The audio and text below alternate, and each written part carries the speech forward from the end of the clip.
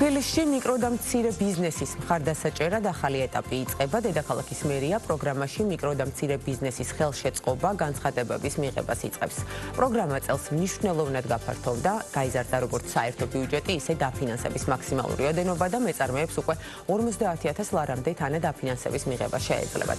ვის შეეხება პროგრამა, რა პირობებია განსაზღვრული და რამდენად დაეხმარება ეს ინიციატივა მცირე მეწარმეებს განვითარებაში, ამ თემაზე დეტალურად ვისაუბრებთ ვახტანგ ლომჯარიასთან. თბილისის მერიის ეკონომიკური განვითარების საქალაქო სამსახურის უფროსი იმყოფება ბიზნეს პარტნიორის სტუდიაში. მოგესალმებით ბატონო ვახტანგ, დიდი მადლობა სტუმრობისთვის.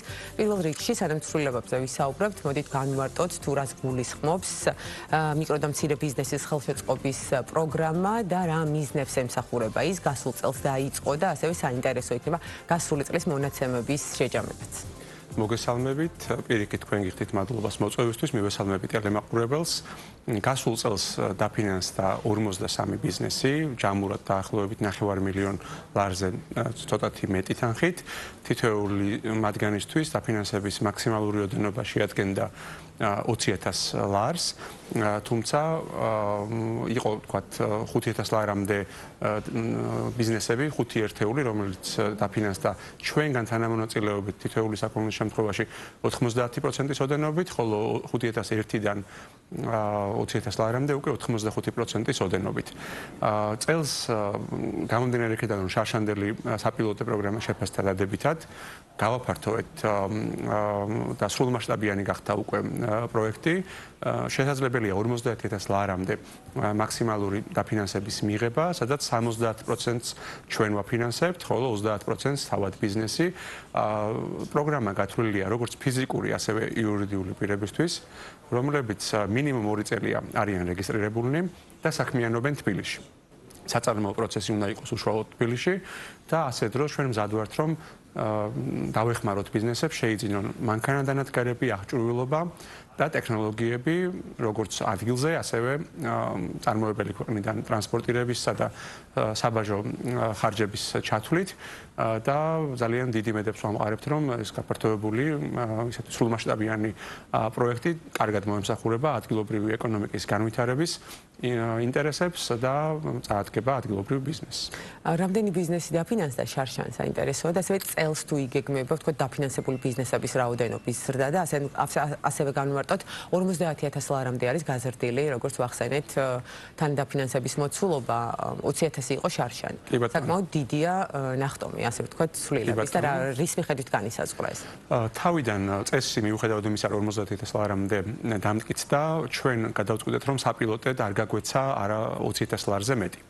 თავიდან გათვლილი იყო, რომ დაახლოებით 25 ბიზნესი დაფინანსებული იყო, თუმცა და გამოვყავით 300,000 ლარამდე, მაგრამ გამომდინარე იქიდან, რომ დავინახეთ ძალიან კარგი აპლიკაციები, კარგი ბიზნესები, რომლებიც ითხოვდნენ ჩვენ დახმარებას, გადავწყვიტეთ მოგვეძიებინა დამატებითი სახსრები ბიუჯეტში და 300,000 ლარიდან გავზარდეთ ეს დაფინანსება 9 მილიონ ლარზე მეტად, დაახლოებით 520,000 ლარამდე და ჯამში 25 ბიზნესის ნაცვლად დავაფინანსეთ 53 ბიზნესი.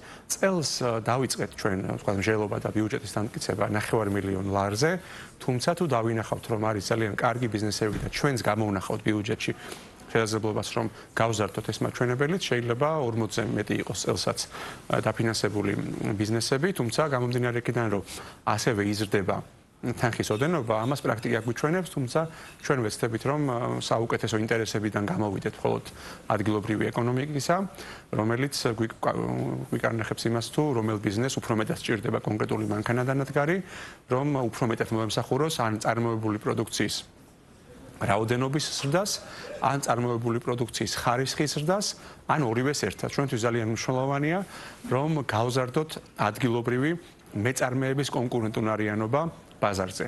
ისინი იყვნენ ძალიან ძლიერები, როგორც წარმოებული პროდუქციის რაოდენობის ნაწილში, ასევე ხარისხში და არ ჩამოუვარდებოდნენ იმპორტულ პროდუქციას.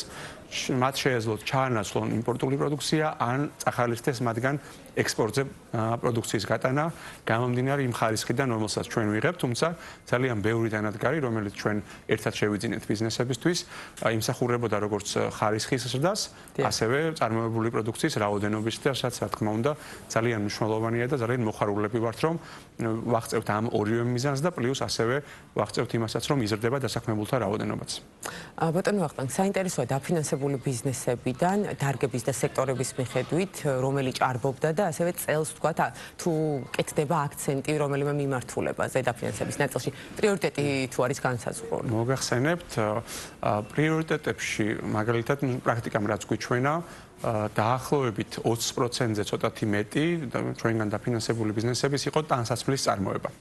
ამას მცირედით ჩამოუვარდებოდა ავეჯის წარმოება, თუმცა ჯამურად იგივე ოდენობით, დაახლოებით თქვათ 15% მეტი იყო ავეჯი და პლუს საბავშვო ავეჯი და საბავშვო სათამაშოები, ხის თქვათ სათამაშოები.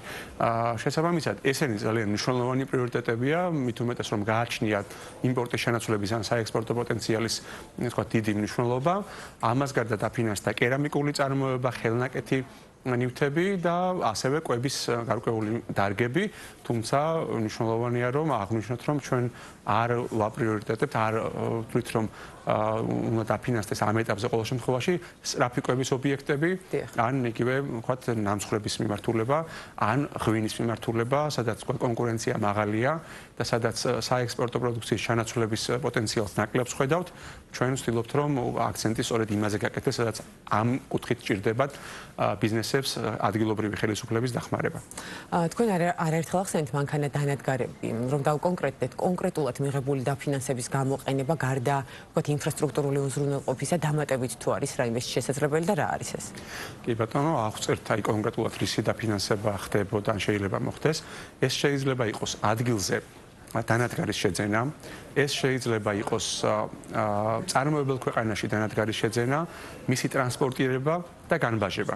აი ამ დაფინანსებებში ჩვენ შევდივართ და ვცდილობთ რომ დავეხმაროთ ბიზნესებს. ეს შეიძლება იყოს ტექნოლოგია, მაგალითად ზოგ დანადგარს მოყვება საკმაოდ ძვირადღირებული ტექნოლოგია, რომელიც დამატებით საჭიროებს ჩვენ დახმარებას, რომ წარმოებლებთან ერთად შევიძინოთ და რა თქმა უნდა, მოხარული ვართ, რომ აი შემავსებელი არის ხოლმე ასეთ დროს ტექნოლოგიის შეძენაც და დანადგარის შეძენაც. ამიტომ აი მთავარი არის, რომ ჩვენ ბიზნესებს დავეხმაროთ იმაში, რომ მათ აწარმოონ მეტი და ხარისხიანად. სადაც ხედავთ აი ამ ჩამონათვალში შესაძლებლობას, ყველგან ვცდილობთ რომ მათ დაუდგეთ გვერდში, თუმცა აი ხშირად იყო კითხვები დასმული, მაგრამ ჩვენ არ ვაფინანსებთ ნედლეულს. მაგალითად შესაძინათ კონკრეტული პროდუქციის წარმოებისთვის საჭირო ნედლეულს, მაგრამ ვაფინანსებთ მანქანა დანადგარებს, რომლებიც ამ ნედლეულს გადაამუშავებს და ქმნის დამატებულ ღირებულებას, უფრო მაღალ საფეხურზე ახავს წარმოებული პროდუქცია და ადგილობრივ ბიზნესებს ხდის უფრო ძლიერს მდგრადს და სიცოცხლის უნარიანს. რადგან საუბრობთ და საუბარია თანადაფინანსებაზე, მოდელი რას მოიცავს, ესეც რომ განმარტოთ და ვთქვათ აი პროცენტული გადანაწილება, როგორია ესეც მივაწოდოთ ეს ინფორმაცია ჩვენს მაყურებელს. მოგახსენებთ, ესე იგი 5000 ლარამდე ნივთის ღირებულების შემთხვევაში ჩვენ ვაფინანსებთ 90%-ს, თითქმის სრულად შევდივართ დაფინანსებაში, 10%-ს, მხოლოდ 10%-ს იხდის ბიზნესი.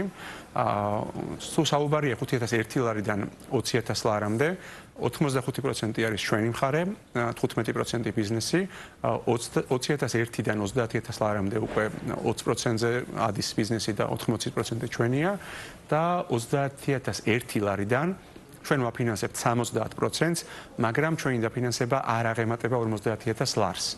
და აი ეს მოდელი გვაქვს თანადაფინანსების შერჩეული. დაფინანსების შემდეგ დაფინანსებას იღებს ბიზნესი მაშინვე როგორც კი მიიღებს ნივთს, ეს იქნება ადგილზე შეძენა თუ ჩამოტანა და ამის შემდეგ ჩვენ ვაწარმოებთ აქტიურ მონიტორინგს, ეს არის როგორც დოკუმენტების დონეზე, ამ უკვე ახალ რეგულაციებში 6 და 12 თვიანი წერილობითი ანგარიშები, ასევე ადგილზე ვიზიტები, სადაც ჩვენ ვამოწმებთ რამდენად მიზანს მიაღწია ჩვენმა დაფინანსებამ, რა არის ის რისი გამოჯობესებაც ჩვენ თავად შეგვიძლია პროგრამაში მომავალში და რა არის ის რის ნაწილშიც ჩვენ შეგვიძლია გვერდში დაუდგეთ ამ ბიზნესებს მომავალში. ჩვენ არ გვინდა რომ ეს იყოს ერთჯერადი დახმარება და გვინდა რომ ეს იყოს სისტემური მიდგომა ჩვენს მიერ დაფინანსებული ბიზნესების მრავალჯერადად დახმარების სახით, ეს შეიძლება იყოს ამავე პროგრამაში მონაწილეობა ან სხვა ჩვენს აქტივობებში დახმარება, იგივე გამოფენა გაყიდვებით, ფილისური ბაზრობა, სადაც მათი პროდუქციის გამოფენა გაყიდვაში, წარმოდგენაში ჩვენ დავეხმარებით ბიზნესებს, რეალიზაციის დამატებით არხებს შევუქმნით და ვეცდებით რომ მაქსიმალურად თავაცნოთ საზოგადოებას ის ძალიან კარგი ბიზნესები, საამაყო ქართული თბილისური ბიზნესები, რომლებიც ჩვენ ვიპოვნეთ და რომლებსაც გვერდში დაუდგეთ და რომლებსაც ჩვენ მრავალი წლის განმავლობაში ვეყოლებით როგორც პარტნიორები იმ პროგრამების ფარგლებში, რომელიც ადგილობრივ ხელისუფლებას და თბილისის მერიას შეუძლია. ანუ ცნობადობის ზრდის მიმართულებით მარკეტინგიც ძალიან მნიშვნელოვანია თქვენ იქნებით მათ გვერდით. საინტერესოა დაინტერესების მასშტაბი როგორია? მოდით ვთქვათ გასულ წელს როგორი იყო თქვათ კონკურენცია და წელს რა კონტურები იკვეთება? დაახლოებით 9-ჯერ მეტი იყო განაცხადების რაოდენობა, ვიდრე ჩვენ მქონდა გაცხადებული და ფინანსებული და საფინანსებელი ობიექტების რაოდენობა. 204 განაცხადი მივიღეთ, საიდანაც 25 ვაპირებთ რომ დაგვეფინანსებინა, მაგრამ პრაქტიკულად ჩვენ შემდეგ მოვიძიეთ დამატებითი ბიუჯეტი და რეალურად დაახლოებით 1/5-ზე გამოვიდა კონკურსი. წელს ვფიქრობთ, რომ ეს კონკურსი იქნება ბევრად უფრო ძლიერი, ბევრად უფრო მძიმე, გამომდინარე იქიდან რომ ცნობადობა პროგრამის გაიზარდა და ასევე გაიზარდა ინფორმირების დონე. Უსუსტად ვიცით, ვინ უნდა მოგმართოს, აცხადებთ ამას ხშირად, ვინ არის პრიორიტეტული, ვთქვათ, მიმართულებების წარმომადგენელი და ვინ შედარებით ნაკლებად პრიორიტეტული, რომ ნაკლებად შეწუხდეს თავადაც მეწარმე, რომელსაც დაფინანსების ნაკლები შანსი აქვს, გამომდინარე იქიდან თუ რომელ დარგს წარმოადგენს, მაგრამ აი რაც ადგილობრივი ეკონომიკის ინტერესშია, ჩვენ მზად ვართ, რომ ყველა ბიზნესს გვერდში დაუდგეთ და მათ მიერ შერჩეულ დანადგარში, რომელიც მათ დაეხმარებათ გაძლიერებაში, შევიძინოთ მათთან ერთად და ხშირად ეს არის 1500, 2000, 3000 ლარი რიგი ბიზნესებისთვის, ასე დროს ჩვენ 90%-ს ვაფინანსებთ, მაგრამ თუ ეს არის ისეთი ცოტა შედარებით ძვირადღირებული დანადგარი, აქ უკვე 50000 ლარამდეა შესაძლებელი ჩვენგან დაფინანსების მიღება, ხოლო 30% უკვე თავად ბიზნესმა უნდა დააფინანსოს. კი ბატონო, როგორია პროცედურა, რომ გითხრათ და ასევე რა ვადებში უნდა შემოიტანონ განაცხადი დაინტერესებულმა პირებმა? თვის ბოლომდე შესაძლებელია საბუთების მიღება მერის ვებგვერდზე და Facebook გვერდზე განთავსებულია განაცხადის ფორმები და ხშირად დასმული კითხვები, სადაც ჩვენ ვეცადეთ, რომ მაქსიმალურად ამომწურავი ყოფილიყო სავარაუდოდ დასასმელი კითხვები და რა შეიძლება დაბადებულიყო, ვთქვათ, მეწარმის გონებაში. თვის ბოლომდე ჩვენ მივიღებთ საბუთებს, უფრო თუ დავაზუსტებ 1 ივნისს დავასრულებთ, რადგან ორშაბათი არის 1 ივნისი, დღის ბოლოს საბუთების მიღებას. შემდეგი 1 თვე თვის ბოლომდე ჩვენ ვეცდებით, რომ დავახარისხოთ, გადავარჩიოთ შესაბამისი განაცხადები და ჯამში 3 თვეს არ გაცდეს გადაწყვეტილებების მიღება, რომ შემდეგ თუ საუბარი იქნება წარმოებელი ქვეყნიდან თურქეთი იქნება ჩინეთი თუ სხვა ქვეყანა დანადგარის ჩამოტანაზე, მოესწროს წლის ბოლომდე დანადგარის ადგილზე ჩამოტანას და ჩვენს მიერ დაფინანსების გაცემას. აი დაახლოებით ასე ვხედავთ კალენდარს, თუმცა ვეცდებით, რომ 2-3 თვეში ეს ყველაფერი ამოწურული იყოს. კი ბატონო, ძალიან დიდი მადლობა მომწურავი ინფორმაციისთვის. უსურვოთ წარმატება ყველა იმ მცირე და საშუალო ბიზნესის წარმომადგენელს, ვინც შემოიტანს განაცხადს, დაგემშვიდობებით, სიახლეების კვალდაკვალ, რა თქმა უნდა, გელოდებით ჩვენთან სტუდიაში. ვახტანგ ლომჯარია, თბილისის მერიის ეკონომიკური განვითარების საქალაქო სამსახურის უფროსი იყო ჩვენი სტუმარი და საუბრობდით მიკრო და მცირე ბიზნესის ხელშეწყობის პროგრამის დეტალებზე.